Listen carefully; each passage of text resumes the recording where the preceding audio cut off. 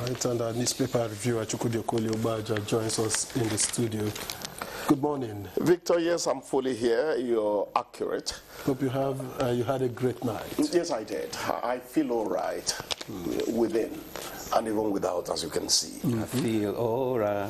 One time, school is the best school demo. I think he knows a little of what we're talking about. I think he does. No, he does. I don't. He has a clear view. All right, let's begin with The Guardian. Okay.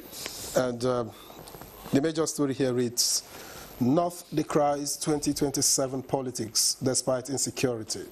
4,654 deaths in 2025. That's stories on page 6. And above that story is, there you have 3 others in small boxes. Backlash trails Senate's version of new electoral act is on page 3. Transport Ministry received 1% of 2025 allocation, rose over 70%. Details on page 3. And U.S. lawmakers want visa ban, asset freeze on Mieti Allah, Kwankwaso. Details on page 3. Above the nameplate, Dangote makes history as world's first refinery to hit 650,000 barrels per day capacity for CDU MS block. All right, the details continue on page 25.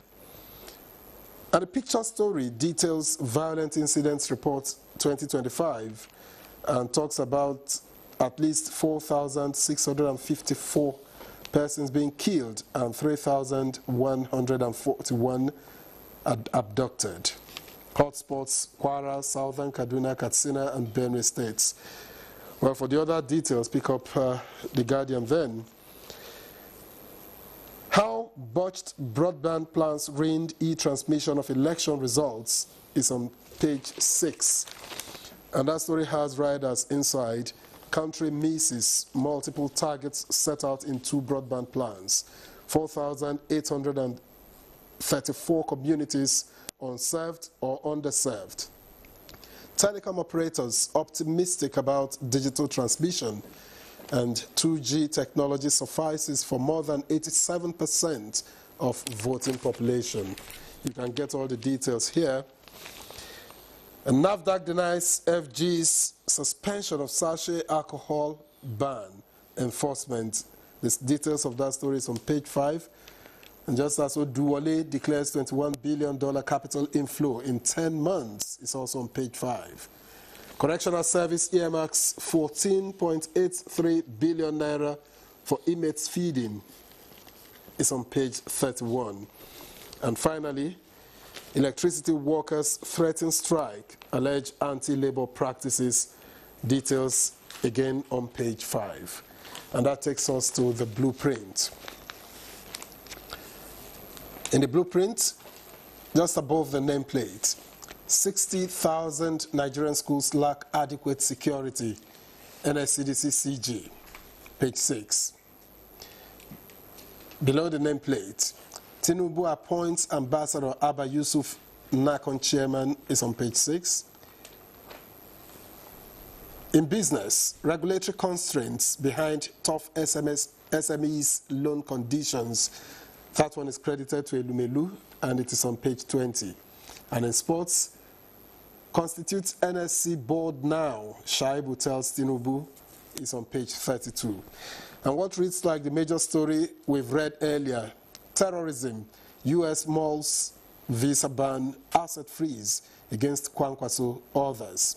Our leader has no link with religious fundamentalism, is credited to NMPP, and 200 additional U.S. troops to arrive Nigeria, 16 ISWAP terrorists killed. Details of that you get on page 7. And the Dangote story is also here. Africa must align infrastructure, policy, capital for energy security, is according to Ojulari, the group GMD of the NMPCL. And February 21 FCT poll are litmus test for 2027 elections. That's according to INEC and Kuka Foundation. Will sustain partnership with MPC for election security.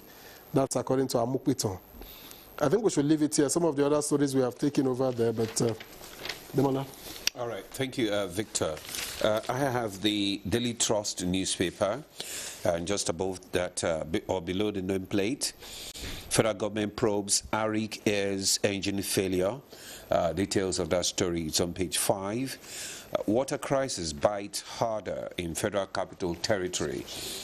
Details of the story can be found on page 10. Challenges before new NACO chairman. Details on page 11. U.S. terror tag on Kwakonso. Fulani groups draw scrutiny. That's the headline story there, and it's on page 3 and 4. Bank of Industry disburses 636 billion naira to businesses. Details on page 24. Argungu Fishing Festival kicks off in Kebbi State. And troops kill 16 terrorists, rescue 11 kidnapped victims in Borno. Details on page 5. Questions trail deployment of 200 U.S. troops to Nigeria. Well, Chooks. Yes, I want to firstly talk about the North decrying 2027 politics despite insecurity.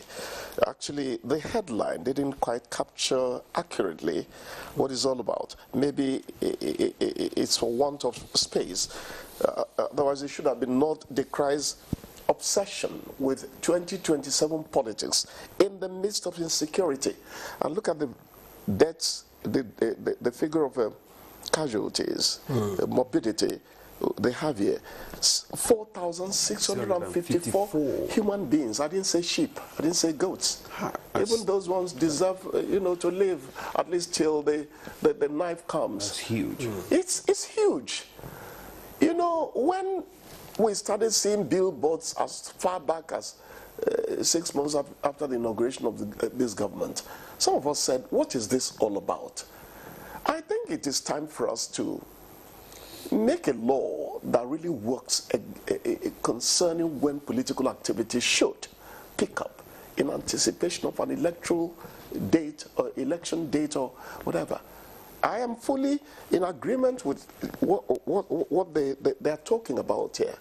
The obsession with 2027 cannot be justified. But it's not whatever quarters is coming from. It's not about the laws now. The laws are always there. The There laws are are always guidelines there. stipulating when electoral activities can begin. We just simply don't obey. So why are we not enforcing? Nobody's naming anybody. That's part of it. Who do you want to? How do you enforce such a law? No, but INEC has to make noise about it firstly. If INEC keeps talking about it And sanction. You can keeps sanction rubbing it political in parties. at a point. I said the other time, you may say he's a constable. You may say he's a lower ranks of the traffic division of any state or local government. When I see such a person and my driver's documents are not complete, I feel some kind of, it's not panic. I'm not afraid of the person. But the fact that he is in a lawman's uniform. It's representing. Do you understand that? The authority. That also is what INEC could. That's the kind of pressure INEC could bring on people who are jumping the gun if they are always talking about it. But you hardly hear them talk about it. That's the point. Shout yourself hawks. Some people are going to say, hey, why are they not listening to these people? That's the point. But we seem to pay lip service to so many things in this country. And the e-transmission saga continues. Backlash trails the version that has been passed. It just won't go away. Well, the thing is, I think it's the Senate that has worked on it. I don't think the House of Reps. It's the Senate. No, they have two versions. They now have to, a conference committee has been set up so that they can harmonize. Yeah, the point is this. I don't want to get lost in the politics of it, because that is where a wool is pulled over our eyes. The point I'm making is, whatever you say about e-transmission, which Baja, the journalist, would want to be the only thing that happens. And one who said the other day that it is not just uplinking results as you see them. Collation should also be involved in it for true transparency to happen. But the question I ask is, do we have real broadband coverage of this country? One quoted about 50%. That has been. No, but they've told you that 2G can take care of 87%. I've seen that as well. Which is significant. 87% of activities is not going to make required. you make e-transmission mandatory, because the 87 might not, you know, my math is not good. 87, that's 13 left. That's 13 left. That 13 you cannot disenfranchise them. No, you are not going to disenfranchise so them. they must go side by they must dwell side by side. That's the point you've always made. But there's a related story. Yes. How botched broadband plans ruin e-transmission of election results. Because we were discussing that matter, I think, on Monday or so. Yes. And I remember Ezenwawago was saying that, look, money was collected for this thing to be made available, to be made possible. Why has it not been done? We hear money was collected to put cameras on the streets of Abuja. To run the cables. Back. So we've always heard about monies being collected. We would always be victim unto ourselves if we do not insist on certain things that we know should be done, or monies have been given to be done and they're not done. We just have to. Whether you're a journalist, whether you are an NGO whose interest is election related, and we must speak up. There is this silence over certain things in this country. You think the journalists have not been speaking up? Well, I don't know. The other time I talked about flirtation with stories. He's a journalist himself. We talked about flirtation with stories. You touch and go. There's nothing like trailing a story. If you see a corruption case and you mention it, this week, after 2 weeks you mention it again, after 1 month you mention it again, trailing the story, it does something. There was a time we were told that when Newswatch kept putting who killed Delegiwa, some feathers were being ruffled here and there. Insistence rubs it in. Rubbing it in breaks the conscience. Look, I don't want to go. Let's talk about these. Let's talk about the questions trailing the deployment of 200 U.S. troops to Nigeria. Well, I am one that believes that in for a penny, in for a pound. If we have a cooperation agreement with the U.S. that can help us check the evil that is happening mainly in the northern parts of this country, for crying out loud, go for it. Good luck, Jonathan. Brought in mercenaries. Was it 6 months to the elections? He was able to get some election done reasonably in Borno State. We didn't think it was possible. Didn't we have our troops to do it before that time? Look, I am not interested in people coming in with politics over human lives. Do you know the number of people dying up there? If it's going to work, I don't care whether 1,000 troops come in here. Take away your sovereignty, whatever. The world is cooperating on very many platforms. Security is one of them. Stop pretending about the need you have of your fellow man to succeed in some aspects of life. Oh. That's my own take on it. Yeah, you're right. You're right. Thank you so much. You and I, we have to cooperate so that I take yams from your ban and then we'll discuss what I can Please give you. end this program so that the next one can. I think the guy wants to impound the yam. No, minor. Yeah. He doesn't know. He doesn't go to get on a footpath at all. Thank you so much. Farm path, I mean. Chooks, thank you. Thanks a lot. Thank you for your contribution this morning. Thank you.